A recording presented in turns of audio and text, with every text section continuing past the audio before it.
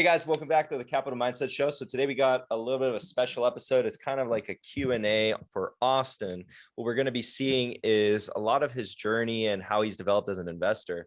And Austin, I guess the first question, okay, how do you see yourself in a couple sentences? How do you see yourself now versus how you were at the very beginning of your journey? Well, so I was an accountant that sort of came into the investing side. So I still kind of had an idea of what like the financial statements were, how they related to each other, like what different account names were and like everything, and then how to look at financial statements. However, I was a lot more regimented. I thought there was a definitive structure to investing whereby if A equals B or if B equals C, therefore this is a good investment, therefore this will make money. What I've realized through like my time investing now is that investing is a lot more nuanced. So there's never like a definitive answer of how things will happen. And then also there's multiple different factors I need to take into account at any one time that really actually defines investing, if that kind of makes sense. Because it was like, you also remember too, I used to like look at every single possible ratio I could. And if I saw like ratios improving or ratios like declining, I would just like X stocks. Yeah. Or like PE ratio, I would exit if it was like beneath a certain threshold. And now what I'll do is like, even though like all that's still important, that's only like one tiny little piece of an otherwise massive pie that I have to kind of blend together, which that's kind of the fun part, just sort of using your mind and hypothesizing different things and learning about industries and learning about companies and reading constantly. I have a couple questions for you. Yes. So in the beginning, what kind of, well, I don't know if you should answer that, but just ask it. What kind of creators were you watching? Because I'm just curious. Yeah, it's fine. I watched a lot of financial education. I watched a lot of Ryan Scribner. And then I also watched a lot of The Popular Investor too, which The Popular Investor, I really, really like that channel. I like Sven Carlin's channel. And then I watched a lot of Hamish Hodder. And I think that channel is fantastic too. Weren't those the ones I introduced to you? Yes. Yeah. Those were the ones. Your OG. Like talking about my your OG. OGs. Okay. Yeah. I found financial education when I first started to invest. That kind of got me down the route of like the forward PE and just looking at revenues and then what like analysts were saying, and then thinking I was gonna become a millionaire. Something else I've also kind of realized too, is that how difficult it actually is to make money in the markets, if I'm being honest with you. Like how hard that can actually be because a lot of it too is just like you're your own worst enemy and you're really fighting yourself on things. Like you'll doubt yourself. You might sell at the wrong time. You might never know when to sell. These are still things that like I'm still developing myself and just learning. So I think we should tell them the story because I want to know the story. All right. But we should tell them the story. I mean, we can leave off some details, I guess, but depends on, it's all up to you. What was the thing you were going to say? Okay. Yeah. So, me and Fabio, we were just like looking like well before we started this channel, we were just like looking at companies together and we were just like discussing, and I found Walmart, and inside of my little model, I had every single possible ratio I could going back 20 years. And I was like, this is a great investment because every single ratio looks good on this investment. And so me and Fabio start talking about it. What did I call you? Oh, yeah. No. And like Fabio goes, I just don't really see there's a lot of growth with Walmart. Walmart's mature. It's in like, a mature industry. It's a mature business. And I was like, no, you're wrong. Every single ratio here looks good. Therefore, this is a fantastic investment. And I just remember you were literally like what? I called you a word. No. Yeah. You were also trying to be nice because that's your personality. Like you weren't trying to, like bash me for like what I was saying, but I was like, you are wrong. All right. Bear in mind, I can actually post the original sheet that I used to use. I literally had every single ratio I possibly could, and every single ratio in my own criteria looked good to me because they were just going up. So I was literally like, ratio go up, therefore investment is fantastic. And he kept going, no, it's not that good. Like you need to like actually take into account like these sort. And I was like, no, you're wrong. every single ratio is going up. Therefore, this is a fantastic investment. But yeah, that was a time of my ultra noob experience. Before I even knew what a discounted cash flow model even was. Like, I had no idea. Like, I literally thought that was just sorcery. Like, I was like, every single ratio go up, therefore it's a fantastic investment. Should we say the word what I used to use to call people who did that? Yeah, because Yeah, we're not monetized anyways. We're not monetized Yeah, so we can say it now. But I call that, and okay, this will be a test if you're an OG subscriber to this channel. You'll know this word. Yeah. Ratio whore. That's what I call people who are like that. Ratio whore, because they just like, Austin, look at him. Well, not look at him now, but look at what he was doing in that moment. He was being a ratio whore. I don't know. It's just how I describe it. No. Like, right. I still have the original spreadsheet that I can find, and I coded it because like I can program in some programming languages, and I coded it so that all you would have to do is plug in a stock ticker, and it would just like filter through financial statements and calculate every single possible ratio. And it was like every single ratio you could think of I had on this sheet. And I would just look at it, and I looked at it for Walmart, and I was like, every ratio is going up. I literally said this to him too. I was like, every single ratio is going up. Therefore, it's a good investment. And it was so funny. Do you remember the stock price of Walmart at the time? One is 20 something or like 140 something like that. If it's 120, if it was 120, let's assume it's 120. Mm-hmm. It's currently up 18%. Wow. If you had just followed your ratios, you would have been up 20%. I know. Wow. So maybe everything that I'm learning here, like I'm right for the wrong reasons. No, but perhaps. No. All right. So then another question. All right. Yeah. What do you think is perhaps, okay, so for those who may be getting started now, what is a lesson you think they should learn first, right? Nuance. What's like the first lesson? Nuance. Basically, don't make everything in a box. Don't think inside the box. Don't be like, because PE ratio is under 20, therefore X, not investing. But what if I discount the revenues? Well, you have expenses that you gotta think about. You can't just discount revenues.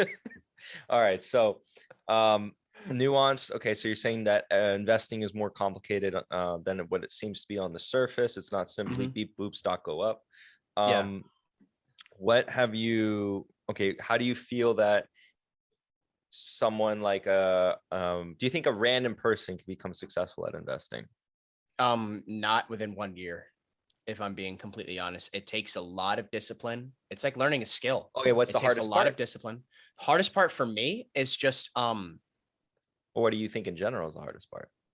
You said you've been saying discipline a lot, but I don't want to put words. Yeah. So the hardest part for me is just really developing the nuance with looking at various investments. Yeah. Because the thing is that investing is, you can't really compare two companies in completely separate industries to each other and then draw a conclusion. It's industry by industry. Industries are vast. They're multifaceted. They're complex. There's a lot of things with them. And a lot of people, they go on, like specific stock websites, and they read stock news. And a lot of people are like, oh, earnings per share, blah, blah, blah, blah, blah, blah, blah. But they don't talk about the industry the business is in. They don't talk about the industry headwinds or tailwinds. That's still the hardest part for me right now. It's just like continuing to develop the like basically scholastic knowledge of each respective industry so that I can kind of see where a particular company is positioned in this industry. And then I know after I've confirmed in the financial statements. I'm not saying the financial statements are bad. What I'm saying is that it's a small part to an otherwise large pie. And I remember this epiphany because I think I was there. Yeah, it was with me, and you kind of slowly but surely woke up to this haven of gap, right? Remember? Oh yeah, we used to take gap. Yeah. But explain to the audience that, because that's your accounting background, and then I also have an accounting background for those who may not know. But yeah, so How did what it really came Mhm. down to was I used to kind of follow the forward PE and the PE onlyist approach, which actually I think one of our first videos is about the PE ratio, if I'm being honest, and Yeah. like why people would exit off of the PE ratio. And so gap accounting also requires for non-cash expenses, which would be like depreciation, amortization, stuff like that. And so that was kind of the first like major red pill to me that I was Also, like, okay, revenue yeah, recognition. Remember that. yeah, yeah. And then I think the first major red pill that I had to earnings per share was actually Cardinal Health, because they had negative earnings per share, but then they were still positive in their cash flows because they had undergone some sort of lawsuit, but they were positive in their cash flows. And I just remember asking myself, because all my school textbooks had always told me the value of an investment is the cash flows that you owner, the cash flows. And I never really like it. It didn't really stick and grasp to me until that real moment when I saw legitimately that discrepancy, one provided from gap and then the other provided from cash flows. So Interesting. Okay, so yeah, because that's something that I think one of the first things someone should really start to learn is be careful with the nuance. Exactly what you said. The nuance is a very important, because even with you touched upon industry level nuance. Well, within an industry, each player can have different nuances that make them better or worse, make yeah, things a little more complicated in terms of arriving to a value.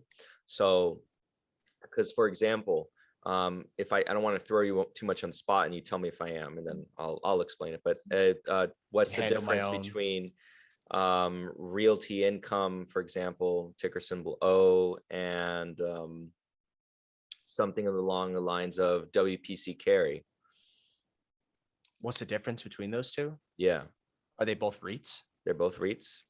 You see, And he's asking the questions. Okay. yeah, one is one a triple net lease and the other isn't. Nope, they're both triple net lease.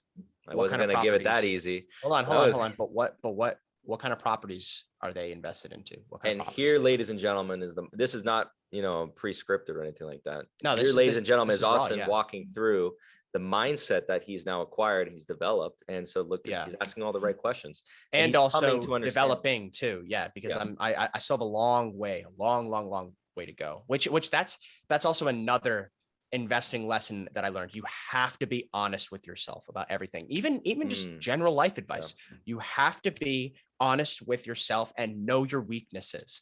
Because if you don't know your weaknesses, you don't know what you need to improve on. And if you don't know what you need to improve on, the market will beat you, basically. Hmm. So And if you're lying to yourself in skills or things that benefit your own life, you're only hurting yourself. You're not hurting anyone mhm, else.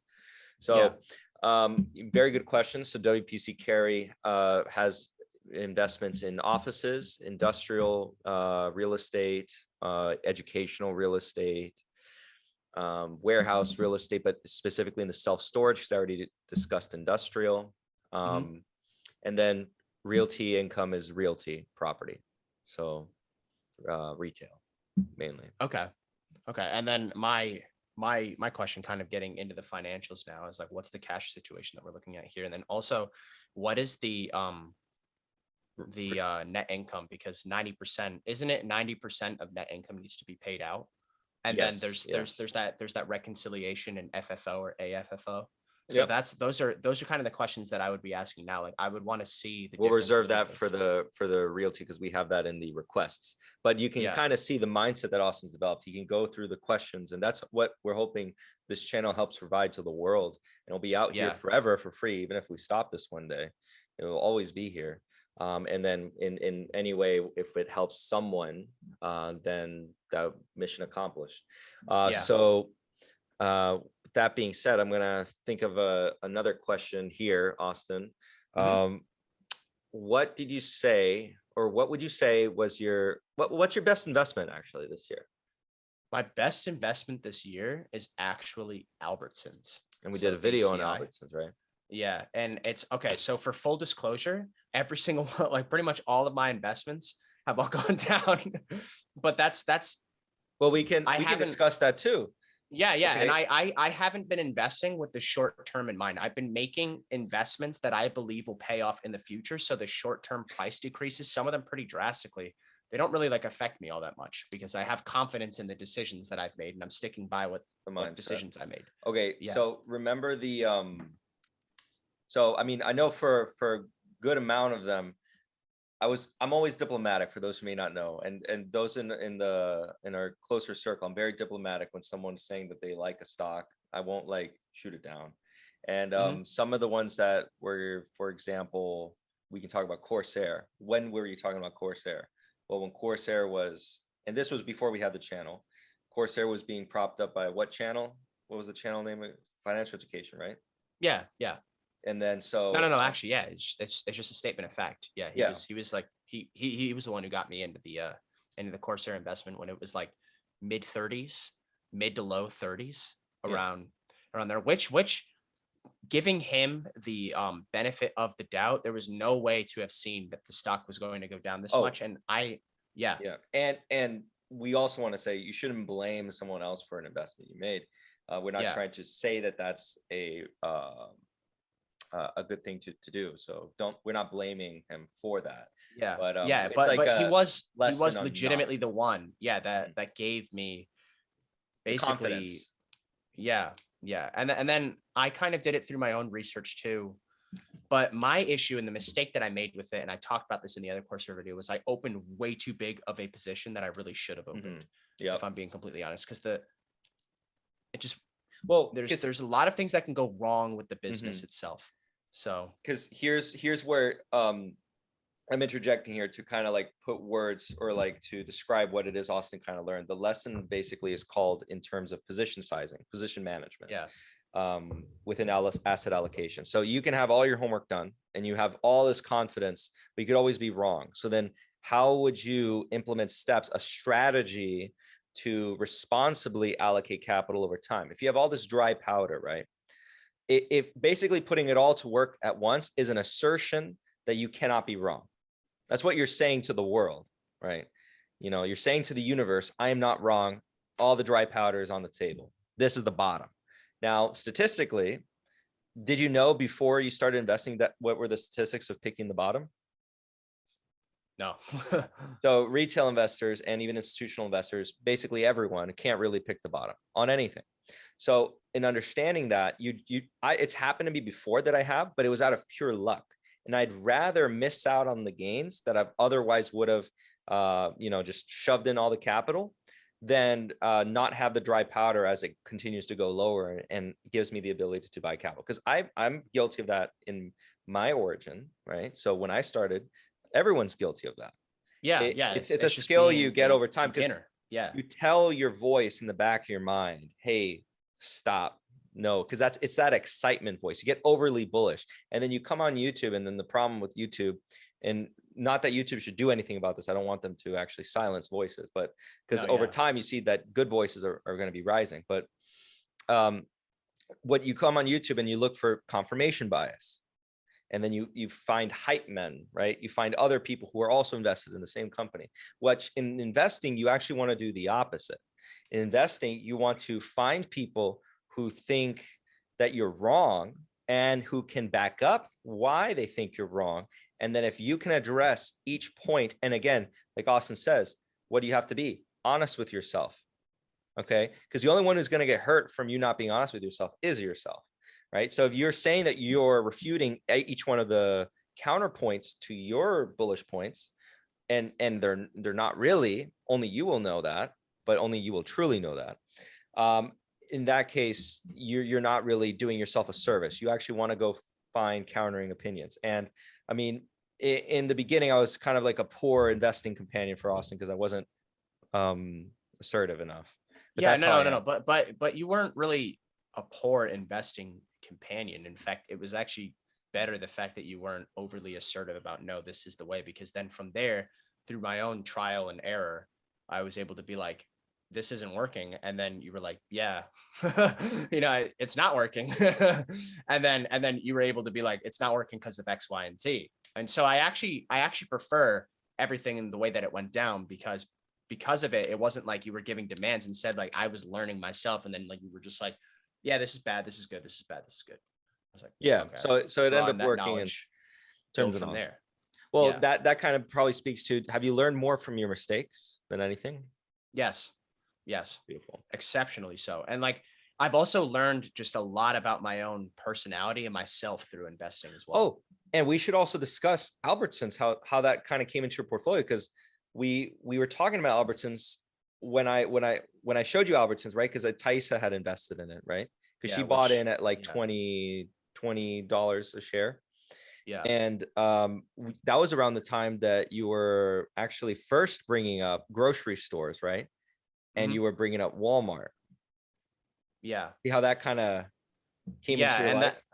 well, so for those of you who might not know, eventually when you start to kind of get like a feel for what you like and dislike when it comes to investing, basically your own investing style, you start to find the industries and the companies that are most like attractive and appealing to you. Correct. And for me, it's all the boring companies. I love all those. I love grocery stores. I love mining companies, just all these boring Whoa, companies that whoa, nobody whoa, really whoa, thinks whoa. of. Okay, you already, for experienced investors, you just said a red flag. Okay. Because Boring they have a very companies. negative, no, not that. No, that actually has a good connotation with experienced investors. With Yeah. newbie investors or newer investors, they're gonna maybe think you're an old man. But with the experienced investor, boring is actually good, or can be very good. They're gonna know that. But what they're not gonna forgive you on is what you just said about mining companies. Be very careful about that. What do you mean by mining companies? Because mining companies have a very negative connotation tied behind them. Like what kind of mining you mean? You mean like blue chip mining? Right? Yeah. Blue chip mining. Yeah. Okay. Okay. Yeah. So he's not, Austin is not buying up these mining companies, these little penny stock mining companies. He's talking about Yeah. resource. I'm like talking about like the big Yeah. players, like, yeah. Stuff, Yeah. the ones Okay. that, for example, we haven't talked really about any mining companies besides BHP, but the ones that, for example, Sven Carlin has been talking about in the past, he actually played beautifully the copper trade. Yeah. I looked at his research in the copper trade, and that was actually fantastic.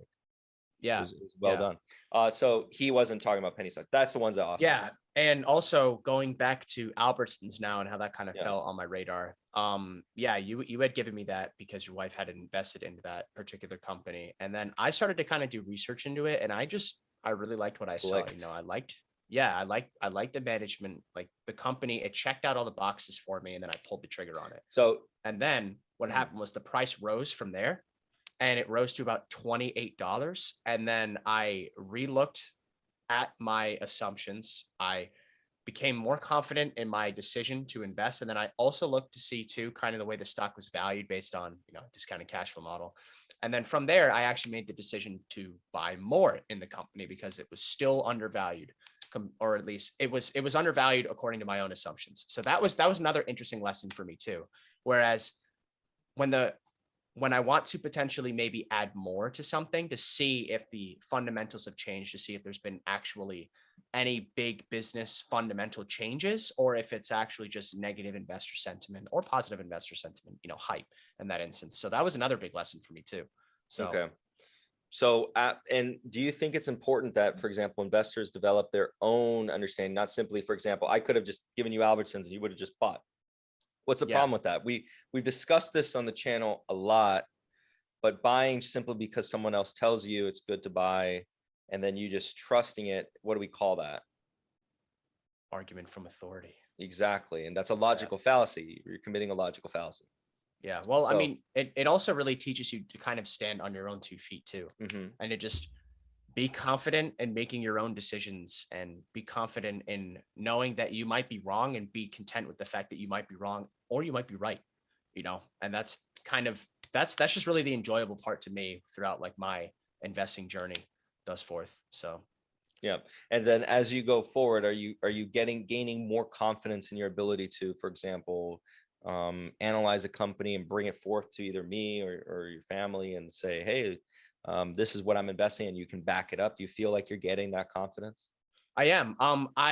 If I'm being honest with myself, I still feel like I'm a long way to go with some particular industries, more so than others. I'm starting to develop a greater understanding of particular industries and not so much other industries. And what I want to eventually get myself to the point to is where I have a good understanding of every single industry. And that's the point that's pretty much my goal for 2022 when it comes to investing is I want to have the macro understanding of every single industry. Now that might sound, quite ambitious, which is fine. That's the goal that I'm going to shoot for. So. Okay, perfect. All right. So for other people who are perhaps new to the channel or new to investing, what are do you have any favorite books that helped you in the beginning? Yeah. So, wait, basically, I want a yes. shameless plug. I have a $20,000 course that will teach you all the basics of investing. 20,000, dude. No, sorry. Yeah, there's a Black Friday special. That's right. Man. It's a Black. It's $40,000. Yeah, it's normally. Well, actually, no. That was the price for you. It's my normally price was 60,000. What is this? You charging people other prices other than what I'm paying? Come on, man. I may have double charged you, but there's no refunds. Oh, that's the other thing. There's no refunds for my course. Anyways, in all seriousness, there's no course. But in all seriousness, what books did you read? If you read, maybe you're illiterate. I don't know. Yeah, I'm completely illiterate. I don't know how to read it all. But how did this guy become an accountant, guys?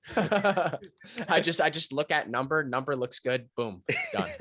All right. What but book? Yeah, so the first thing that I did was I gave myself like a decent overview of the way that financial statements would work. So I read Intermediate Accounting 1, literally. And then from there, I also read The Intelligent Investor, but that's kind of a difficult book if you're like completely new to the markets to really understand. Like everybody plugs it and they're like, oh, this book is fantastic for value investors. It is if you understand what it's telling you. If you don't, then it's useless. You just wasted your money buying it. But another thing is that when it comes to books, I started like reading a lot of investing books, and I'd find they would all say kind of the same thing. Mm-hmm. Oh, one of the best books actually is by Howard Marks, and it's The Most Important Thing.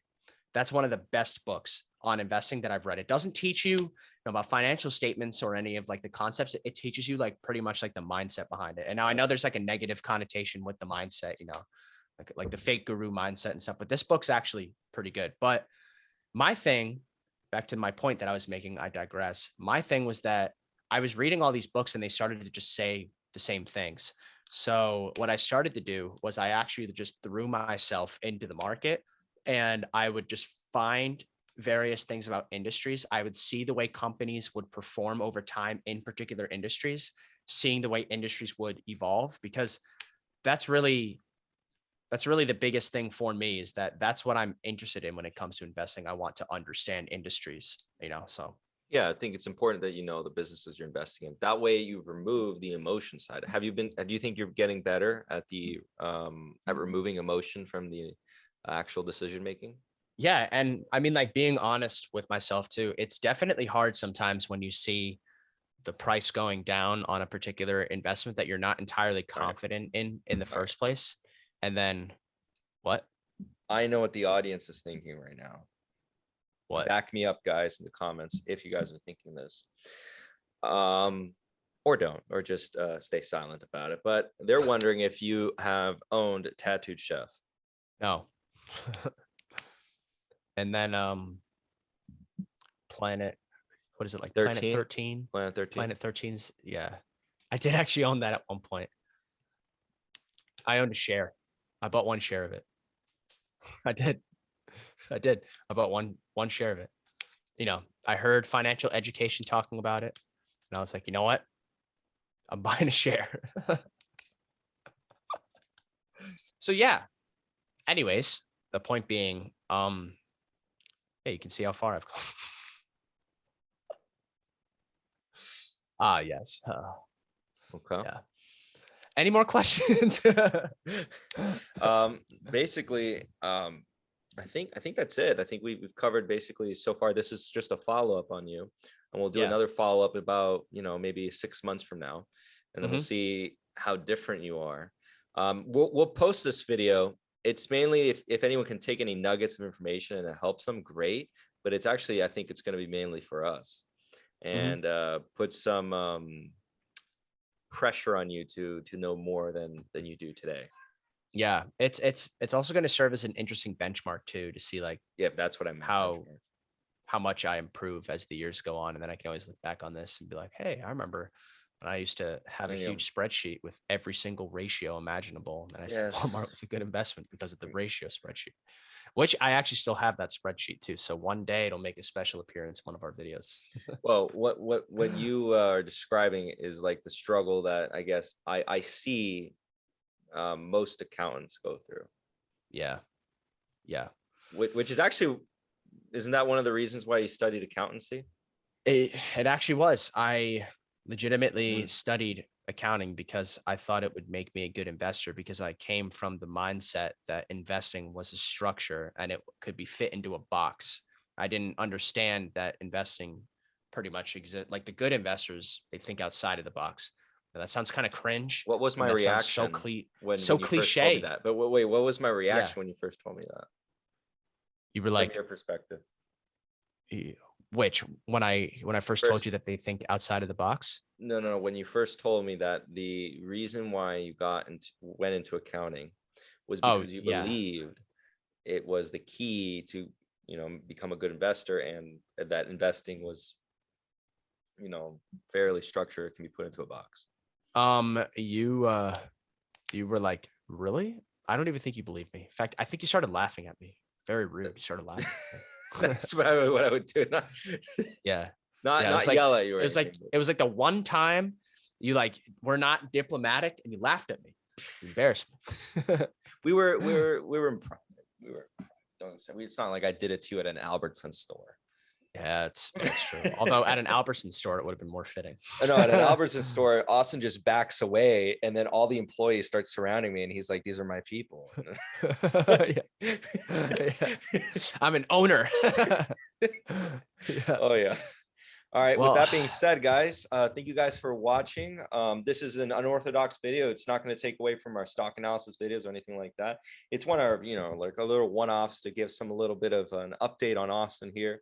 And how far he's come in the investing journey. And that's actually the goal of this channel, is to, if it can help you in one thing, at least in your investment journey, that's at the end, the goal. So thank you guys for watching, and have a good one. Bye. Yeah.